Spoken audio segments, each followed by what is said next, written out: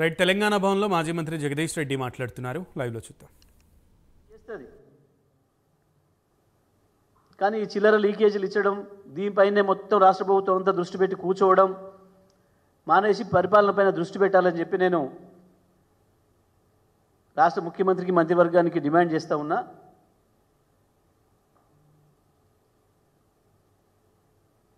వెంటనే రైతు భరోసా కొత్తగా ప్రారంభం చేస్తారా? ఈ లోపల రైతు బంధు వేస్తారా?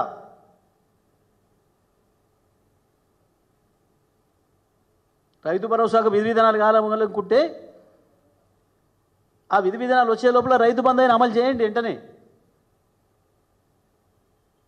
యాసంగి ఎట్లయితే కేసీఆర్ గారు ఇచ్చిన రైతు బంధును కొనసాగించినరో ఇప్పుడు వానకాలం కూడా ఈ జూన్ 30 లోపే మొత్తం గతంలో ఇచ్చినట్టుగా రైతు బంధు వెంటనే రైతుల ఖాతాలో జమ చేయాలని చెప్పి నేను బీఆర్ఎస్ పార్టీ నుంచి డిమాండ్ చేస్తూ ఉన్నా. ఇదే సందర్భంలో ఏదైతే విద్యుత్తు అంశాలపైన ప్రాజెక్టులపైన రాష్ట్ర ప్రభుత్వానికి ఏదో అనుమానాలు ఉన్నాయని చెప్పి ఎక్కడనో విధి విధానాలు పాటించడంలో లోపం జరిగిందని, దానివల్ల ప్రభుత్వ ఖజానాకి ఏదో నష్టం జరిగిందని చెప్పి అనుమానం ఉందని మీరు ఏదైతే జస్టిస్ ఎల్ నరసింహారెడ్డి గారి నేతృత్వంలో కమిషన్ వేసినరో ఆ కమిషన్ నుంచి కూడా నాకు కూడా ఉత్తరం వచ్చింది నిన్న ఉదయం. వారు ఇప్పటి వరకు ఎవరెవరినైతే విచారించారో, ఎవరి నుంచి వారికి సమాచారం వచ్చిందో దాదాపుగా 30-35 మంది పైగా అధికారులు, రాష్ట్ర ప్రభుత్వ అధికారులు, జెన్కో అధికారులు, అదేవిధంగా బిహెచ్ఎల్ అధికారులు, వీళ్ళందరి నుంచి మిగతా బయట సంస్థల వాళ్ళు వారందరిచ్చిన వాంగ్మూలాలని, వారందరిచ్చిన ఉత్తరాలన్నింటినీ కూడా క్రోడీకరిస్తూ నాకు పంపించి దీనిపైన మీరు ఏదైనా అభిప్రాయం చెప్పదలుచుకుంటే ఈ మా లేఖ అందిన వారం రోజుల్లో మీరు చెప్పండి. ఒకవేళ మీరు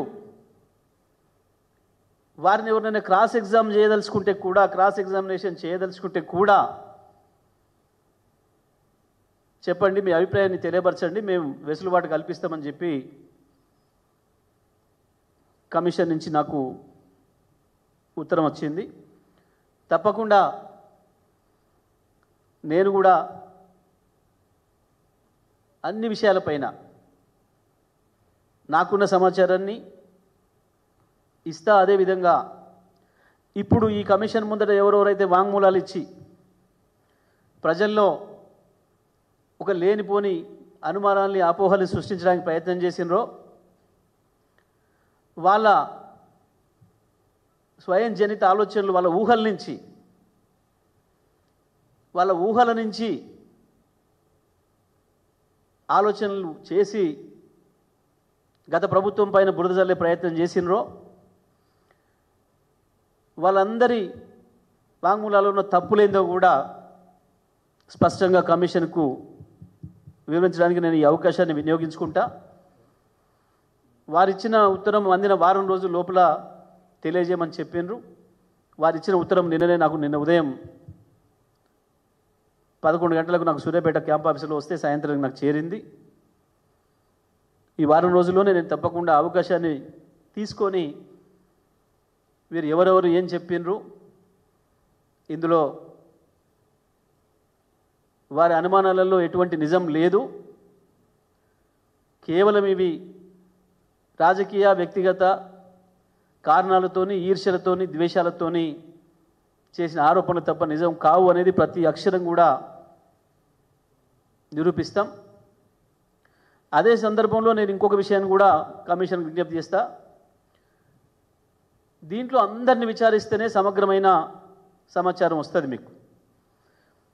మీరు ఏ ఛత్తీస్గఢ్తోని విద్యుత్ ఒప్పందం చేసుకోవడం వల్ల నష్టం జరిగిందని చెప్పి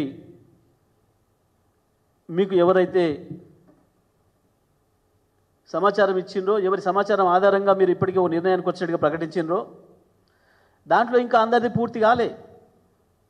ఆ రోజు ముఖ్యమంత్రిగా, తెలంగాణ ముఖ్యమంత్రిగా కేసీఆర్ గారు తీసుకున్న నిర్ణయమని దాన్ని ఆ రాష్ట్ర ప్రభుత్వంతో ఎంఓయూ చేసుకునేటప్పుడు ఆ ఛత్తీస్గఢ్ రాష్ట్ర ముఖ్యమంత్రి రమణ్ సింగ్ గారితో చేసుకున్నారు. కాబట్టి ఇద్దరు భాగస్వాములు కాబట్టి ఏ పద్ధతుల్లో అయితే కేసీఆర్ గారిని పిలిచారో అదే పద్ధతిలో రమణ్ సింగ్ గారిని కూడా పిలవాల్సిన అవసరం ఉంది. దీనికి వారి నుంచి కూడా మీరు సమాచారం తీసుకోవాల్సిన అవసరం ఉంది. అదేవిధంగా వాళ్ళ రాష్ట్ర ప్రభుత్వ అధికారులు దాంట్లో భాగస్వాములైన వాళ్ళు